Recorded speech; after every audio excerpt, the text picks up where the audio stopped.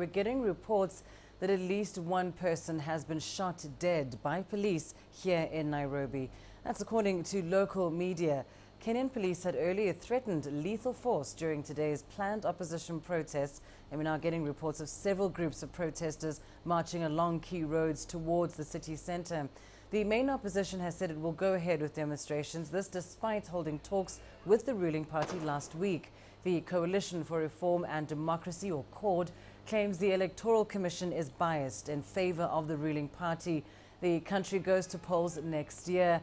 And of course, protests have turned violent in the past weeks, with Kenyan police accused of using excessive force. At least 3 people were killed in recent demonstrations. Well, CCTV's Robert Nagila has been tracking developments for us on the streets of Nairobi. He joins us now live. Robert, it seems that police are not backing down, rather worrying that so early in the day we're already hearing reports of a possible death. What more can you tell us about that and exactly what's happening on the streets of Nairobi?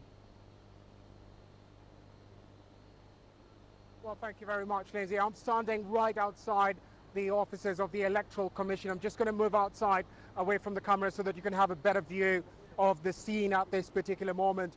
You can see there's not too many people there as we speak compared to previous Mondays. Hardly any police presence there. However, I can tell you at this particular moment that about 10 minutes ago, a handful of protesters, I'd say about 20 of them, carrying twigs and chanting, the Electoral Commission must go home, passed by outside here. It was very, very peaceful. We then saw a contingent of riot police emerge from the building behind me, get onto a truck and presumably follow them because they went out to one of the highways on my left.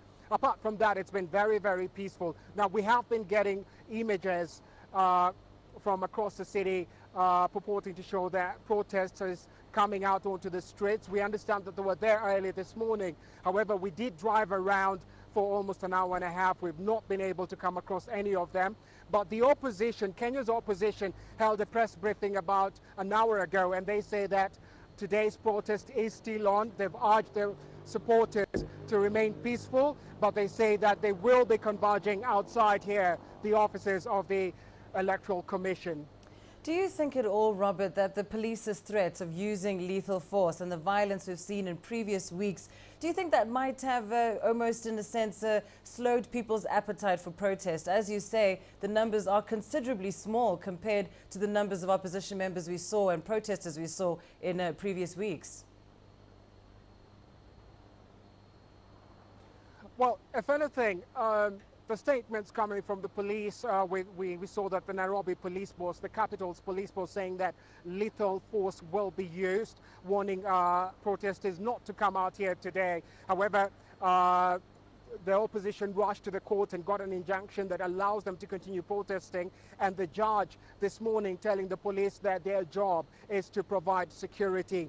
Now, that statement from the police is simply going to inflame the situation. Protesters we've spoken to saying that they will be out on the streets. It's not the police's job to decide whether the protest should go on or not, but they need to provide adequate security for the protesters. The police, on the other hand, say that their main job is to ensure that public property is not destroyed and that the public are able to carry on with their businesses as much as they can. Already that's been disrupted. In the area of Kibra, we've been told that schools have shut down, so have businesses.